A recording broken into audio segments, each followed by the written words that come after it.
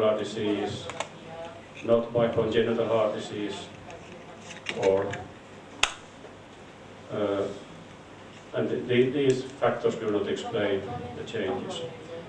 And as we all know, they can be divided, and the hypertrophic cardiomyopathy is the most frequent, 1 in 500 should be the incidence. And then we have the dilated, the restrictive, and the arrhythmogenic cardiomyopathies. I think you are familiar with these terms, certainly.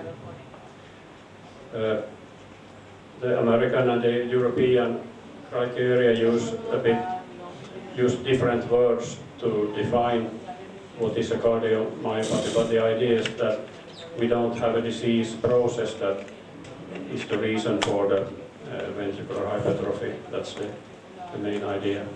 But one of my interests in research is to study if we can find the patients who are genotype positive but phenotypic negative.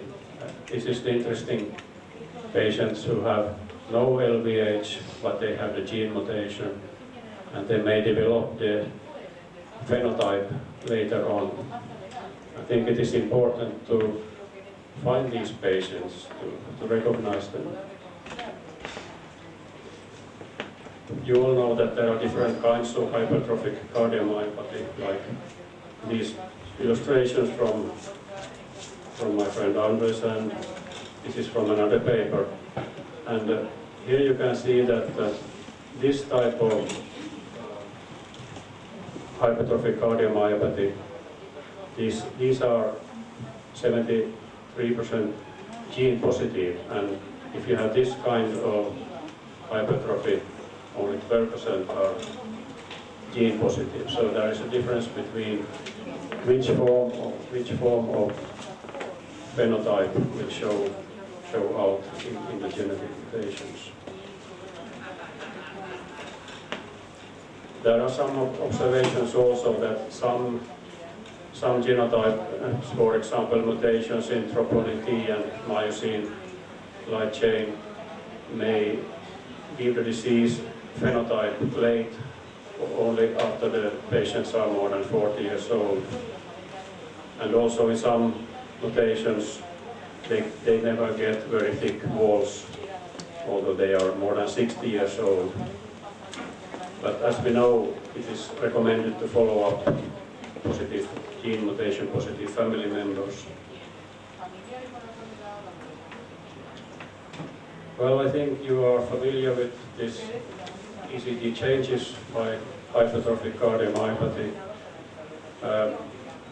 The ECG is almost always pathological in these patients, but the severity of the abnormalities do not correlate with the severity of the hypertrophy. So if you have large amplitudes, it doesn't mean automatically that you have thick walls. You may have thick walls and very, very small amplitudes.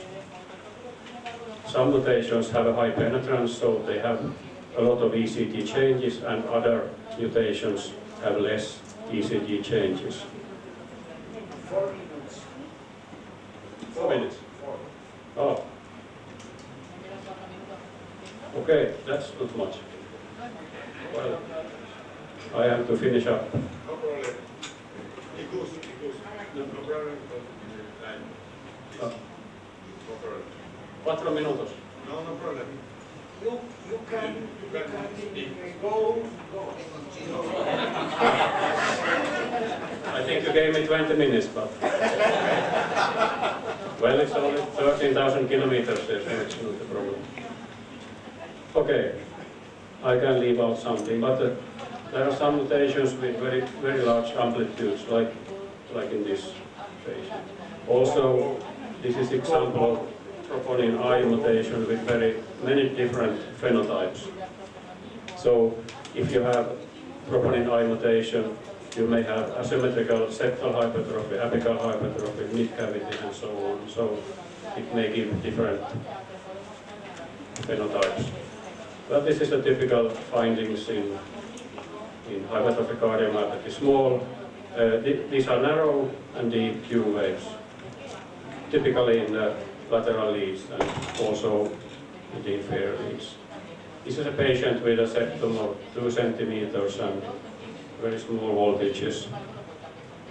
This is a patient with very large amplitudes here. ST segment depression is a typical finding, risk factor. Ventricular activation time is delayed because of thick walls. Large amplitude R wave in V1. Well, I'll skip that. A few words about genetics. There are more than 1,500 mutations in at least 24 genes, and gene tests are recommended in family members. And these are the typical mutations in our Finnish patients: myosin binding protein C and tropomyosin mutations. So this is a typical notation internationally, this one, but this is also typical in our own country. Well, Japanese researchers show that you have about 30% of Q waves in patients who have a gene mutation but no LVH. So this is a control patient in white, but this patient has a gene mutation but no LVH, so no phenotype. But you can see ECG changes, also ST changes. And this is the same in another patient material. You have Q waves and you have ST depression. But I will show a few slides of our own material. This is 170 individuals, 30 controls, 40 patients with gene mutation, no LVH, 100 patients with gene mutation and septum thickness at least 13 millimeters. So we have 3 groups. What did we find? We found that in these patients with no LVH we had ECG changes in 33% and almost 90% if they have thick walls. Q waves are frequent, about 30%, also without LVH, but of course more frequent if you have LVH. ST depression also, of course, most frequent here.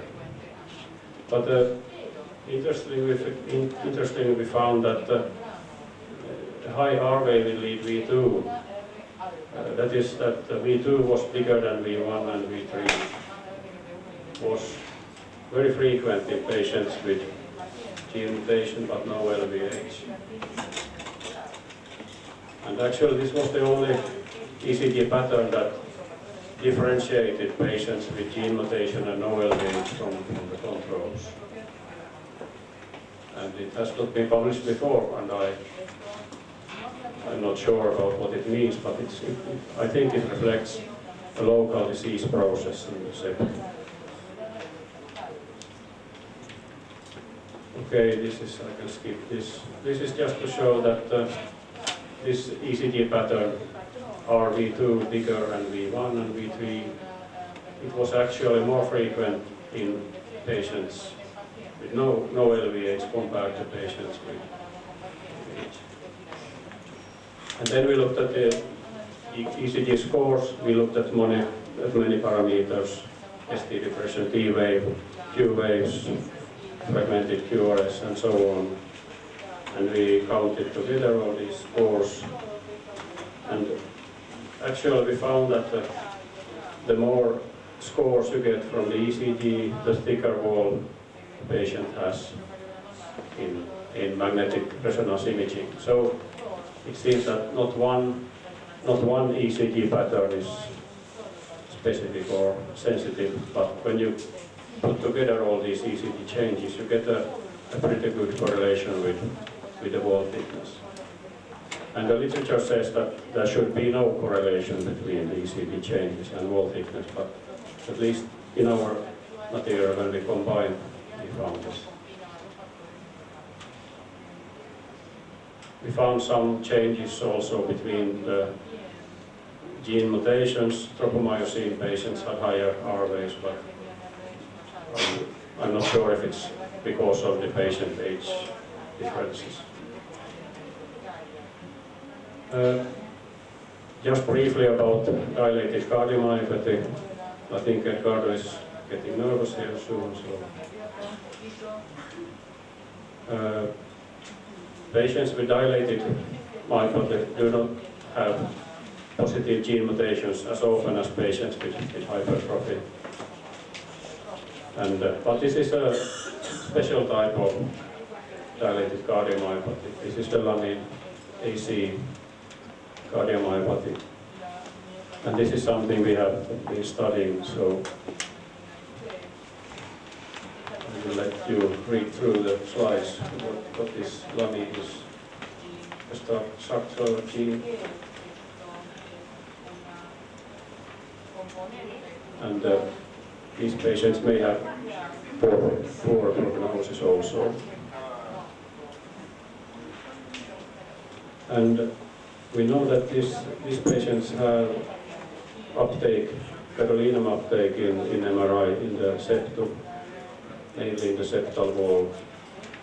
So that's why we studied the ECG changes in these patients.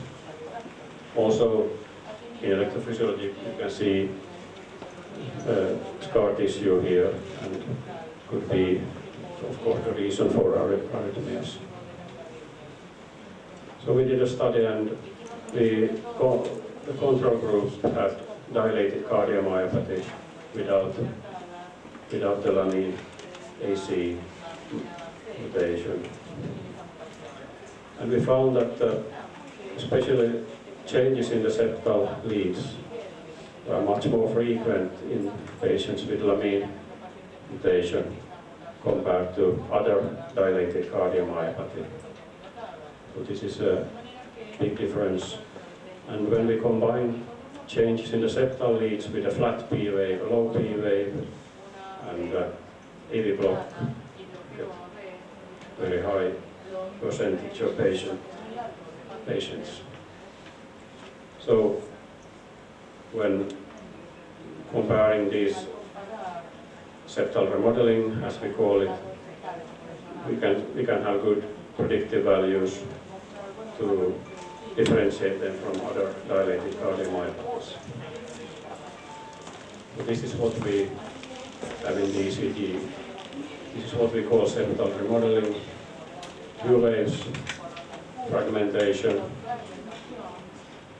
higher R wave. It can be either a higher R wave in V2 or a lower. So that is not the normal distribution of the R wave from V1 to V3.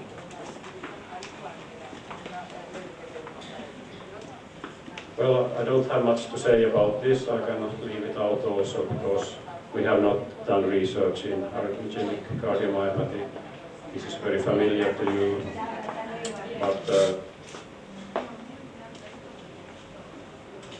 I think I'll leave this out,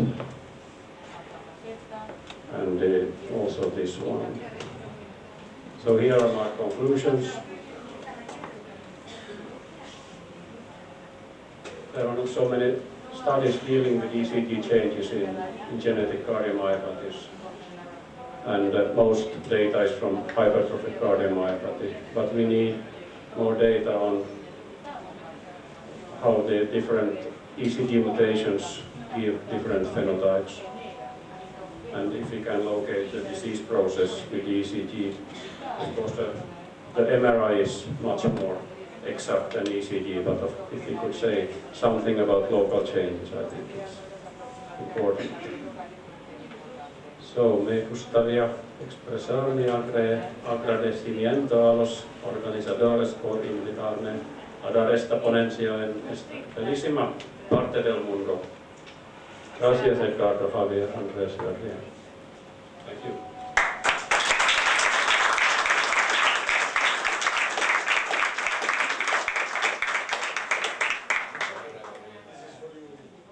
Any question because our friend is in the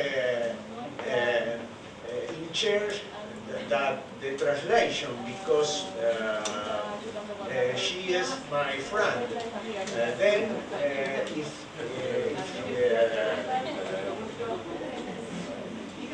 ¿vos querés hacer una pregunta? Por lo menos ahora que llegaste tarde. No, llegué en 45, pero empezaron antes. Bueno, dale. But I was to be the president of the Acercate y hablar session. con un micrófono.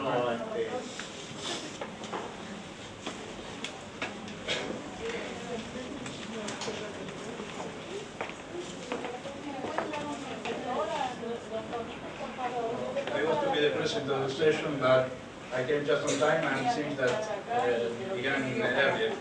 Me disculpa, yo era el presidente de la sesión, pero llegué justo al 45 y ahora me empezó mucho antes. Sorry. Okay. Any question No, for me it's, I think that I don't have any idea of this. It's fabulous. It was a fantastic upgrade of the theme. Es decir, que para mí, yo de esto no entiendo nada, pero fue una... creo que muy pocos de nosotros conocemos toda esta base genética. Creo que fue una decisión excelente que hizo el doctor. ¿Alguien tiene algún tipo de pregunta? I think it was a fantastic upgrade of the team. Most of us never... Bueno, si puede ser que traduzca del español al inglés ahora, la doctora.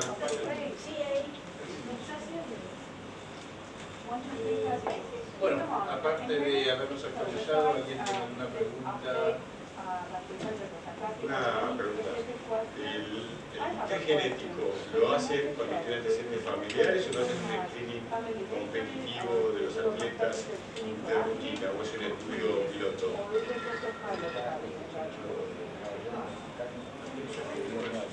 El test genético para las cardiopatía lo hacen rutinariamente cuando tienen anormalidades en el electro o en screenings poblacionales. No hacemos screening poblacionales. We only do genetic tests if we have findings in the echo or in the ECG. But of course, our idea is that we could identify people who are not known from known families with genetic mutations, and the ECG could get a clue that we should do an echocardiography.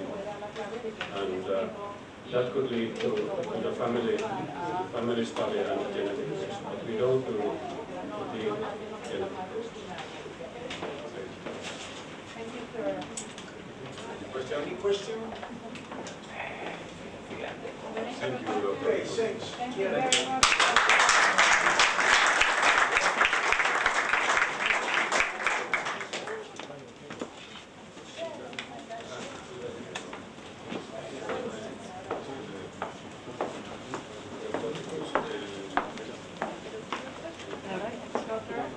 El PIN que recibió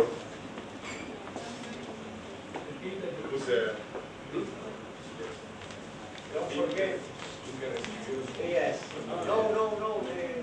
The pen that you received is a present from Barajuk. It's made of recycled rubber.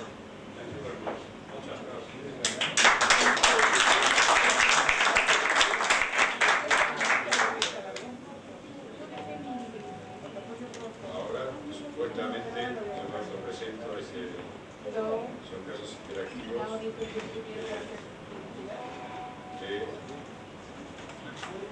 que tengo que encontrar la manera especial de capturar la pantalla.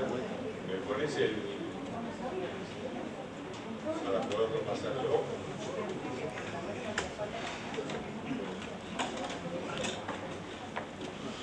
Puede ser que me transfieras al HDMI.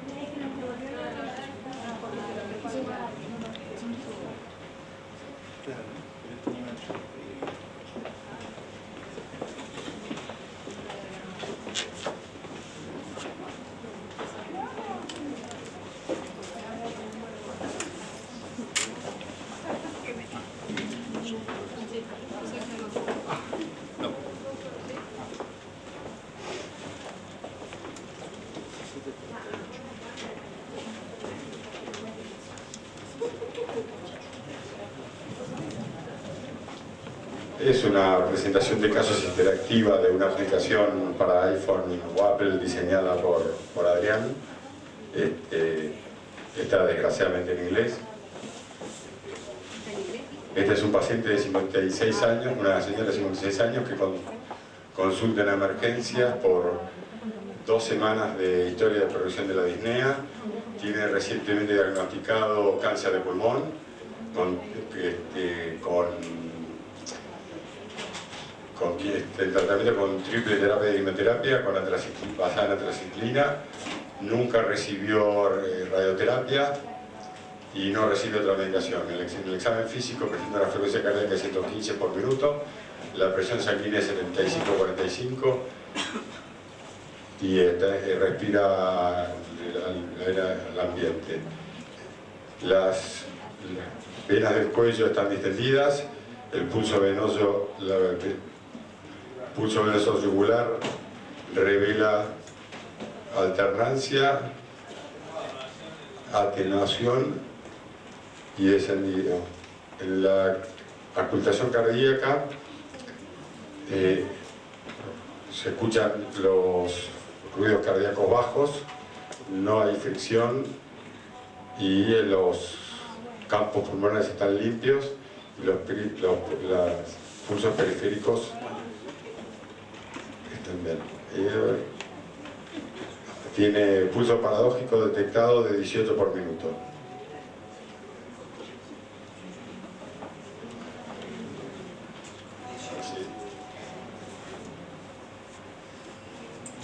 Ahora viene la parte interactiva de quién quiere opinar acerca de cuál puede ser el diagnóstico presuntivo y por qué electrocardiográfico.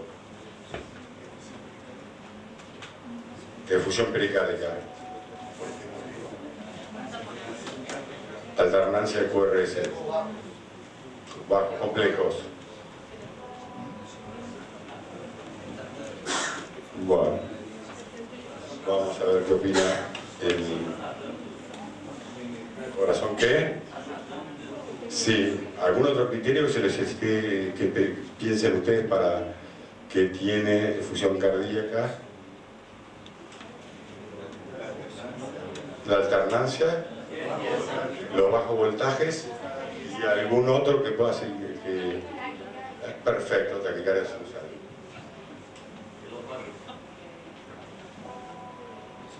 Ahí tienen.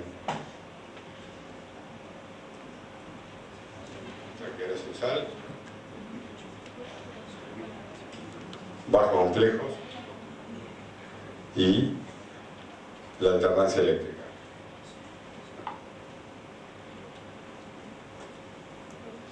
El diagnóstico, taponamiento cardíaco, ¿sí?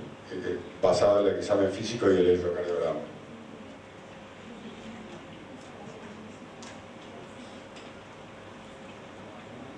Ahora las preguntas. ¿Cuál sería el manejo inmediato del paciente? Y si quieren apliquen todas. Administrar beta-glucanos intravenosas, mandar al paciente a la casa, urgente seguimiento por oncología, dar un bolo de solución salina intravenosa de 1 litro y consultar con el servicio de cardiología en orden de realizar un ecocardiograma y potencialmente pericardiocentesis. Vamos a ver qué dice Adrián.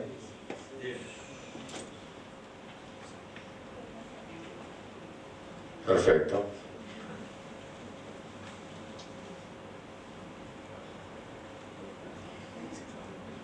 Acá, ¿cuáles son los signos electrocardiográficos característicos de taponamiento cardíaco?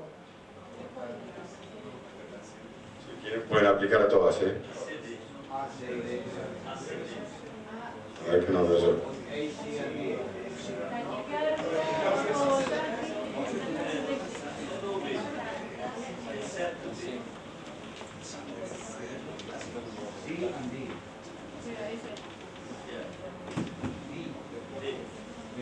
Bajo complejo no lo habían dado como una cosa, bueno,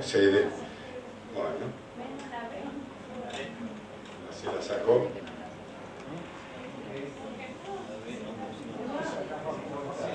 Porque me están diciendo que no, acá Daniel. Me están diciendo que no. No, la D no. Reinsertar, me parece que no me falta. Me parece que estamos mezclando criterios diagnósticos de derrame con criterios de taponamiento. Yo no realicé la presentación, el ebook. No, la idea es que, o sea, todo lo que hablan sobre un volumen de derrame pericárdico son esos, criterios de derrame. Pero si tú estás hablando de taponamiento, estás hablando de una descompensación hemodinámica como consecuencia del derrame. Comprendido, sí. Tú puedes tener uno u otro, ahí. Perfecto. Igual para Adrián falta una respuesta más. Ahí está, perfecto, completo. Entonces, ahora que las diagnósticos diferenciales de los bajos complejos en el QRS, excepto la obesidad, la C.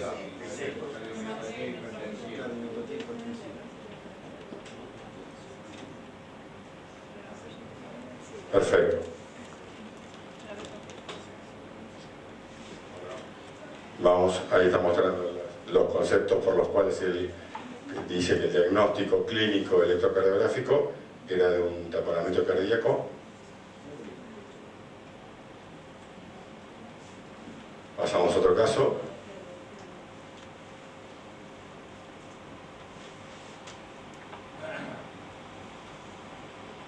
Una paciente de 65 años que tiene una historia de 2 horas de palpitaciones acompañadas de diaforesis y de confort precordial.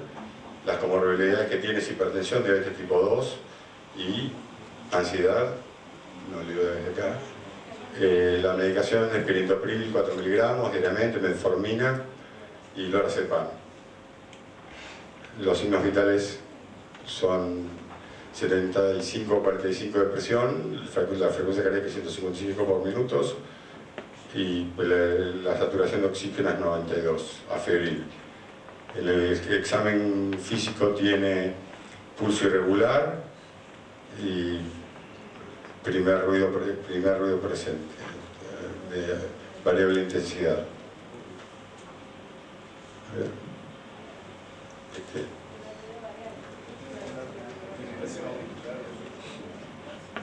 ¿Cuál es el diagnóstico presuntivo?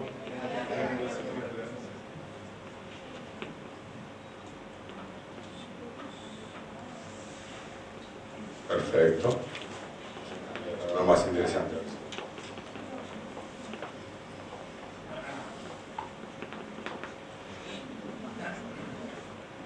Salí de acá.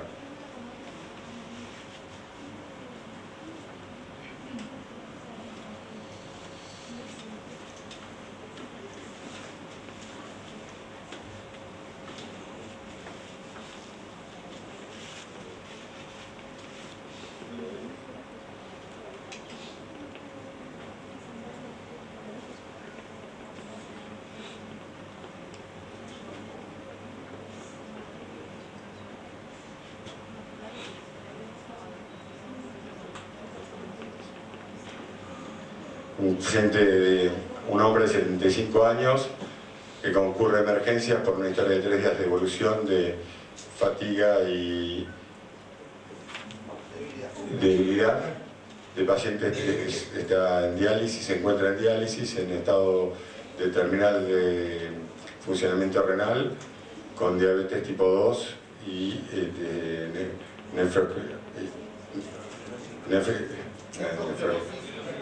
exactamente, nefroesclerosis hipertensiva,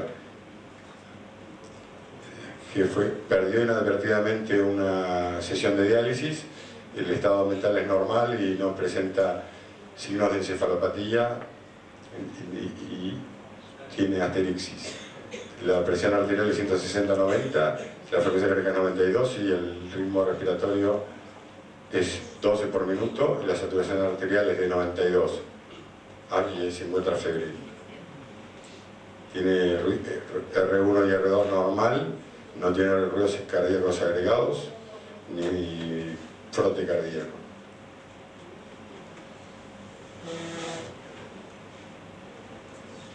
¿Cuál es el diagnóstico presuntivo electrocardiográfico y por qué? Hipercalemia. ¿Cuáles son los signos electrocardiográficos que piensan? ¿Qué?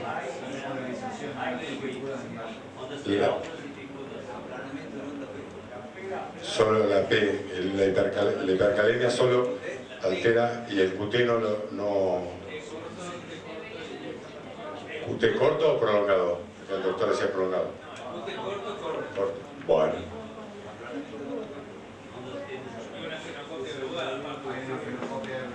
Exactamente.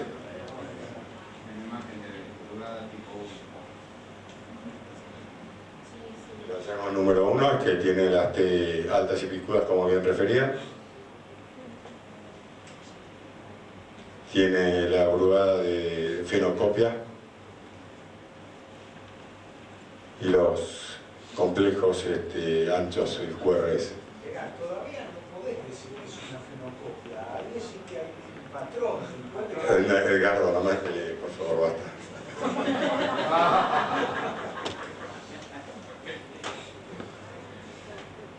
Tiene un patrón, obviamente, no sé. El patrón de Pero tiene 75 años, no tiene que hacer. El diagnóstico ese consistente no es justamente el diagnóstico del electro, no es el único método de diagnóstico de hipercalemia subjetivo, el diagnóstico es con el análisis de laboratorio. Y ahora la pregunta es ¿qué harían para el manejo inmediato de este paciente? A, B, C o D, así somos más rápidos.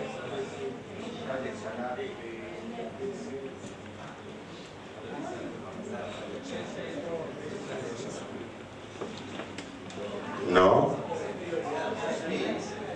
Que lo primero que harán en este paciente tiene estado funcional, estado terminal renal, o sea, no tiene función renal residual.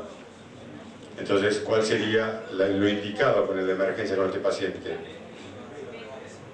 B.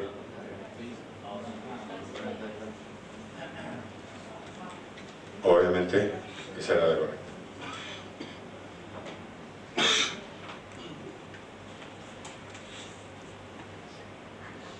Acá las causas de los signos electrocardiográficos inducidos por la hipercalemia.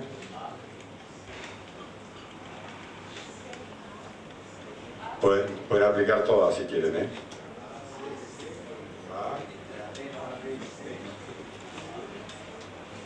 A.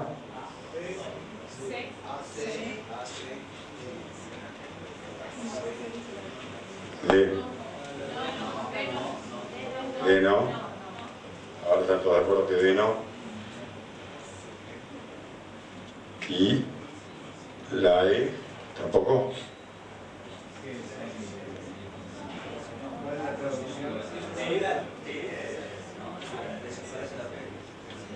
Ahí están todas esas son las correctas.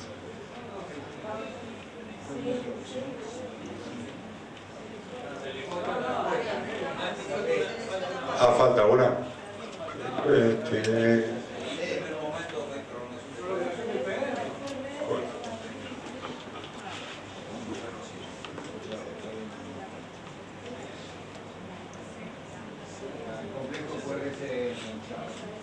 Ahí está, perfecto.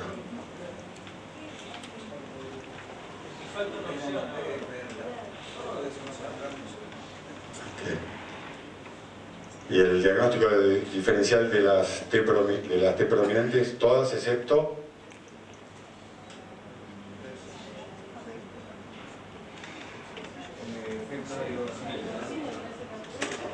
el efecto de la dioxina.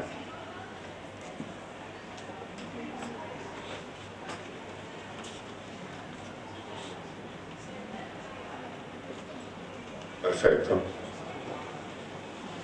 Vamos a ver si encontramos otro caso. ¿Cuánto queda, por favor? Depende si quieren hacer un breve. No, si quieren hacer un break, yo sigo, hay más electos, son varios casos, y les entretiene, no son muy complejos, son didácticos más que nada, no son una cosa de publicación.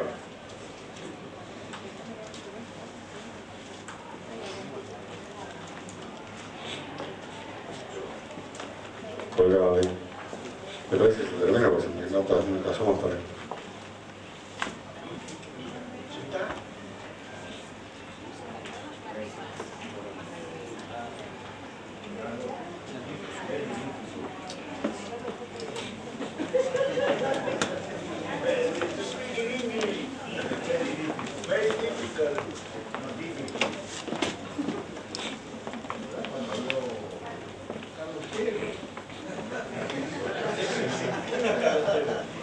¿En qué salón está?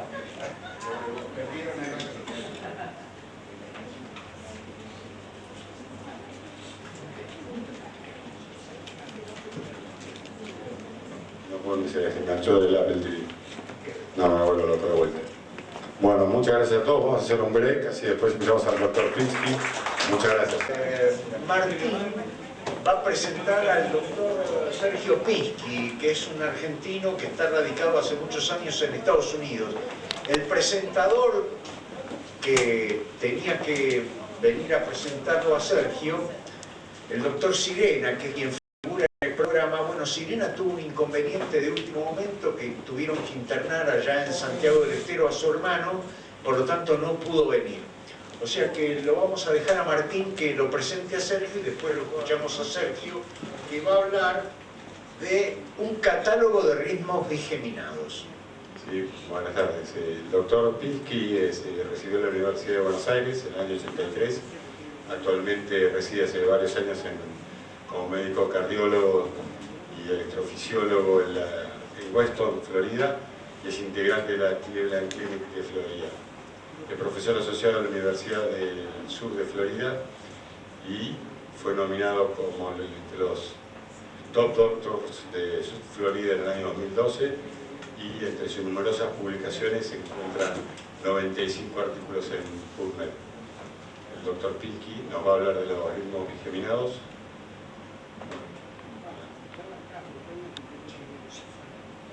Muchas gracias por esta invitación y por darme la libertad para elegir este tema. Esto pretende no ser nada con mucha implicancia clínica, sino simplemente un divertimento para valorar la electrocardiografía. Perdón, Sergio, está conectado para la... que tiene que volver a conectar la PC.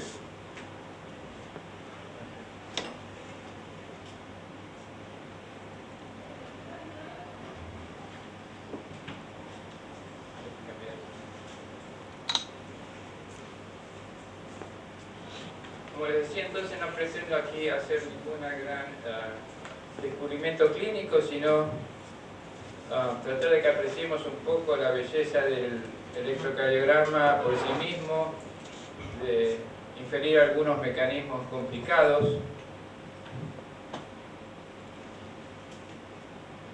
y salir de aquí con una sonrisa.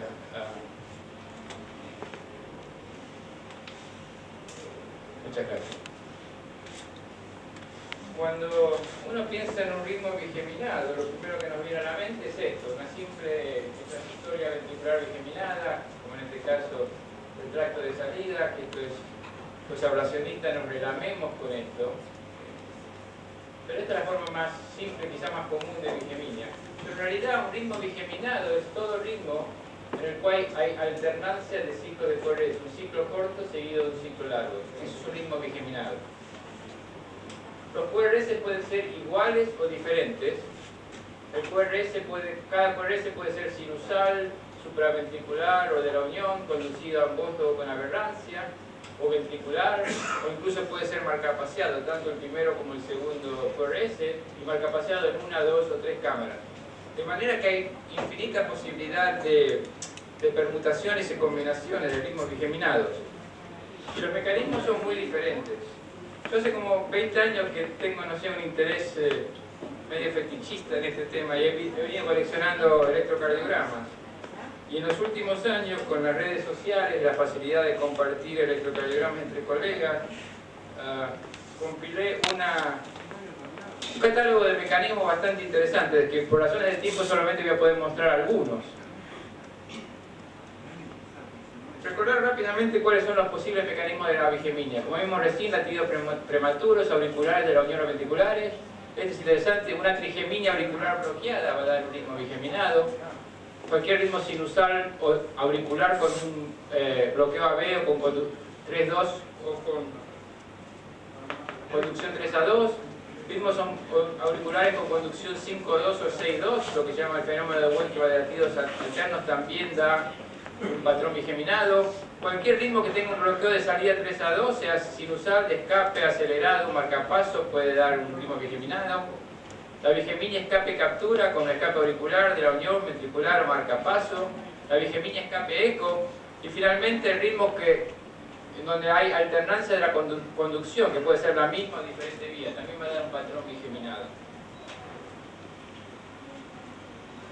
Este es el otro mecanismo de bigeminia común, una simple bigeminia por extrasistolia auricular, donde vemos que hay una P sinusal seguida de una P diferente de otro origen, con un PR un poco más largo, generalmente pues, debido a la prematuridad, y una pausa que es compensadora parcial. Este es otro mecanismo de bigeminia auricular. Generalmente la bigeminia auricular es unifocal, pero fíjense aquí lo que tenemos. Tenemos dos focos que alternan de bigeminia auricular, con uno con una ligadura más corta y otro con una ligadura más larga. De manera que esto sería una bigeminia de la bigeminia auricular. Y este es otro mecanismo de una bigeminia auricular rara, porque lo que vemos acá es que vemos un latido sinusal, un latido sinusal seguido de otro latido con un PR muy corto. Que uno podría pensar que esta P sinusal y este es un latido, una extrasistolia de la unión. Pero esa P, si uno la mide, es prematura y tampoco puede ser retrógrada porque es positiva en 2. De manera que esta es una extrasistolia auricular donde la extrasistolia sale, ve que es muy angosta la P, sale del septo, muy cerca del nodo AB y conduce muy rápidamente al nodo AB, de manera que tiene paradójicamente un PR más corto, la extrasistolia auricular y el ritmo sinusal. Un fenómeno común con la bigeminia auricular es que hay aberrancia, porque es el mecanismo ideal para que haya aberrancia, porque hay un ciclo largo que prolonga el potencial de acción y un ciclo corto con prematuridad. Y generalmente la aberrancia, por motivos anatómicos generalmente, porque la rama derecha es más larga y tiene un periodo refractario más largo a frecuencia más baja, la aberrancia más común que se ve es el fenómeno de Ashman con aberrancia de rama derecha. Fíjense en este caso, el paciente tiene un hemibloqueo anterior de base y en la extrasistolia auricular, en la bigeminia, se le agrega un bloqueo de rama derecha manteniendo el hemibloqueo anterior. Este es otro caso interesante, una extrasistolia auricular en el curso de un infarto agudo del miocardio del cara inferior. Fíjense que también cursa con aberrancia de la rama derecha y el PR es bastante más largo en la extrasistolia auricular. Es más rara ver la aberrancia con de rama izquierda en la bigeminia auricular. Y cuando aparece uno debe sospechar que hay enfermedad orgánica del sistema de conducción. Por ejemplo, este es un paciente que seguimos a lo largo de 2 años con una bigeminia auricular permanente. Primero eran los 2 latidos angostos, segundo tenía aberrancia de rama izquierda durante la bigeminia, el latido sinusal después de la pausa era angosto, y un par de años después ya tenía bloqueo de rama izquierda completo, tanto en la aberrancia, en la extrasistolia como en el latido sinusal. La extrasistolia auricular bigeminada puede ser el mismo mecanismo para ver formas de aberrancia más raras, y como en este caso, por ejemplo, vemos que la extrasistolia conduce con el hemibloqueo anterior, pero también hay estas fuerzas anteriores en B2, que muchos interpretarían esto como que es una aberrancia de las fibras septales, del fascículo medio.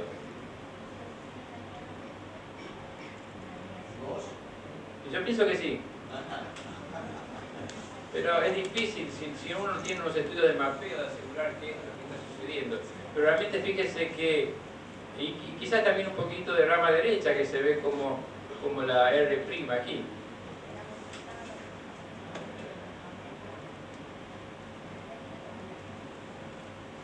Un fenómeno interesante es cuando hay bigeminia auricular y hay aberrancia en un latido sí y un latido no. Por ejemplo, en este caso tenemos una bigeminia auricular con este latido angosto y este latido ancho, este latido angosto y este latido ancho.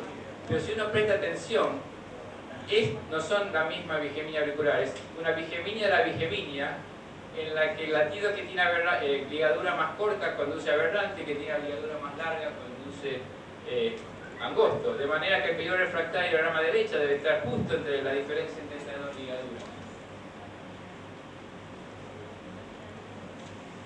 Ahora bien, aún con una ligadura constante, uno puede tener este fenómeno de alternancia de un latido con bigeminia auricular conducido angosto y el próximo con bloqueo de rama derecha, como en este caso. Fíjese que la transhistoria es la misma, es diferente que el caso previo, y la ligadura es la misma. En este caso lo que se invoca es que hay conducción transeptal oculta durante el bloqueo de rama derecha, de manera que en este caso la rama derecha se despolariza de forma retrógrada más o menos a este nivel. De manera que la rama derecha para el siguiente ciclo ve un ciclo más corto. En vez de ser este ciclo, es un ciclo que es 100 milisegundos más corto. De manera que el potencial de acción se acorta y el próximo latido puede conducir a angosto. Luego el ciclo se hace más largo y de nuevo entonces se encuentra un potencial de acción más largo y conduce de nuevo con rama derecha. Y la forma más extrema de este fenómeno, que esta es una figurita difícil, la verdad que nunca la vi ni pude obtener un buen electro de 12 derivaciones, es la aberrancia, la bigeminia auricular que alterna aberrancia de rama derecha y aberrancia de rama izquierda, como en este caso. Y fíjense acá, en este paper que encontraron varios pacientes y lo pudieron reproducir con estimulación auricular programada, con una ligadura constante, fíjense los intervalos son los mismos, se obtiene un latido con aberrancia de rama izquierda, el próximo con rama derecha, y lo explican aquí por esta confusión de transeptal oculta retrógrada a la otra rama, lo que acorta el potencial de acción subsiguiente en esa rama. Un fenómeno fascinante. Esto es otra variedad de bigeminia auricular, como vemos acá, que es la antiaberrancia. Fíjense, este paciente cuando conduce sinusal tiene un bloqueo de rama izquierda en fase 4, es decir, la frecuencia más baja conduce ancho, cuando se acelera conduce angosto. Y cuando viene la extrasistolia auricular, el latido después de la pausa conduce con bloqueo de fase 4 y la extrasistolia conduce angosto. Es una forma de bigeminia auricular con antiaberrancia. Esta es otra forma de bigeminia rara, fíjense ustedes, esta es una bigeminia auténtica de la unión. Fíjense que hay un latido sinusal, un latido que lo sigue, que es el mismo correse, con una P retrógrada luego. Esta es una bigeminia auténtica de la unión. Ahora, yendo a los casos de bigeminia ventricular, algo interesante a conocer es que la bigeminia ventricular generalmente necesita bradicardia, desaparece cuando hay cuando sube la frecuencia sinusal, como en el ejercicio, porque el mecanismo de reentrada no se puede completar. Fíjense este caso, que era un paciente que tenía una bigeminia auricular que se manifestaba generalmente con frecuencia baja, como en este caso un escape de la unión, con una extrasistolia ventricular que viene del tracto de salida. Este es un caso interesante porque este era un paciente que cada vez que venía estos ataques era muy sintomático y él salía a correr, salía a moverse, porque subía la frecuencia sinusal y se le iban los episodios. Y yo le hice una ablación y a las 6 semanas volvió con 10 kilos de más. Me dice, mira doctor, yo te estaba moviendo continuamente para evitar estos ataques. Ahora estoy todo el día mirando televisión.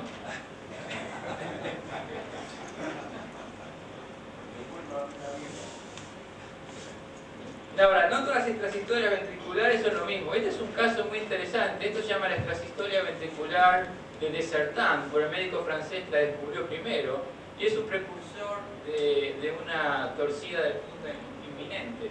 Esta era una paciente esquizofrénica que estaba tomando tioridacina y se registra este electrocardiograma y a los pocos minutos tuvo torcida de infiltración ventricular. Fíjense que la extrasístole en algunas derivaciones está tan metida en la onda T que no se puede ver como aquí. Solamente aquí se puede ver. Pero aquí parece como un QT inmenso. Y la extrasístole está totalmente engolfada en la repolarización.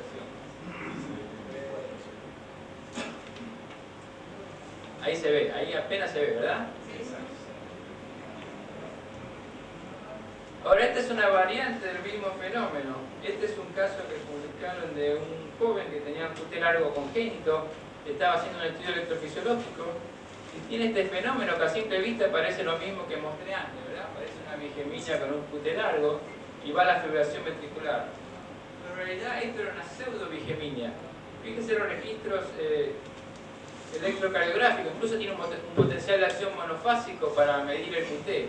Lo que realmente tenía era una alternancia del QT. Fíjese cómo los potenciales de acción monofásico son más largos y más cortos, más largos y más cortos.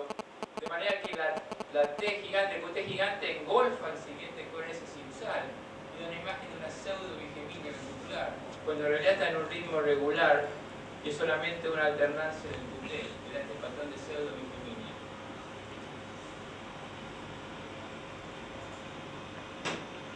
La bigeminia ventricular interpolada es rarísima. Fíjese este caso, que se corta con un poco latido y vuelve. Y es rarísima, porque como le dije antes, el mecanismo más común del registro ventricular es la reentrada.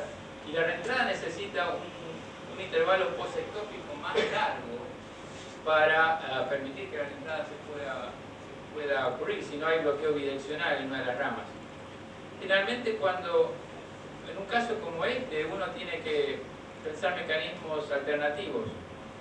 Recién leí un estudio japonés que salió hace 2 meses, que revisaron 1.400 holters de pacientes que tenían más de 3.000 extrasístoles por día. Más de 3.000 extrasístoles por día. 1.400. De ellos, solo 7 pacientes tenían más de 7 latidos interpolados y geminados en línea. Fíjense que raro. De 1.407 encontraron 7 latidos seguidos. Y concluyeron que no era un mecanismo de reentrada, sino una parasitoria modulada, lo que era ahí, a través de ciertas elucubraciones matemáticas, que realmente no lo entendí muy bien.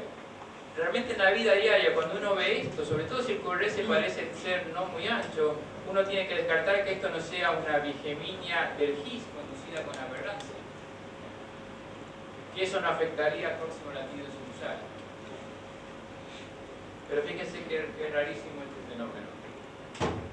Este es otro caso raro de trasistolia ventricular de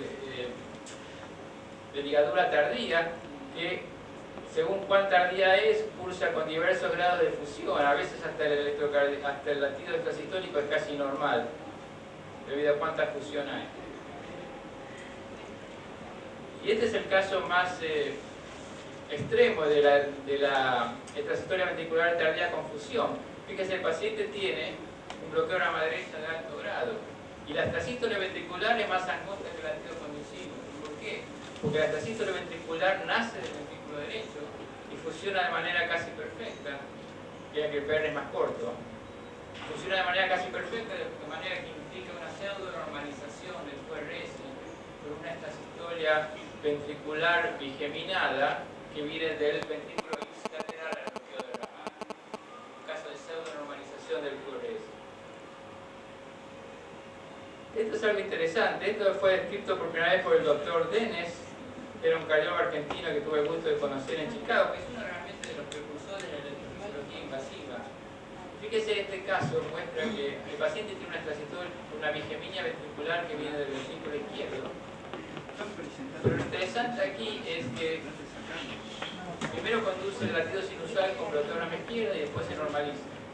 Lo interesante a ver es que cuando hay bloqueo de la rama izquierda, la ligadura de la extrasístole es mucho más larga que cuando se hace corto. ¿Por qué? Porque si uno tiene la hipótesis de que el circuito está a un lado del ventrículo izquierdo, cuando se instala el bloqueo de la rama izquierda lleva más tiempo al latido para llegar al circuito y entrar. De manera que esto nos muestra de forma indirecta cómo el circuito está en el ventrículo izquierdo. La ligadura se hace más corta cuando el programa desaparece.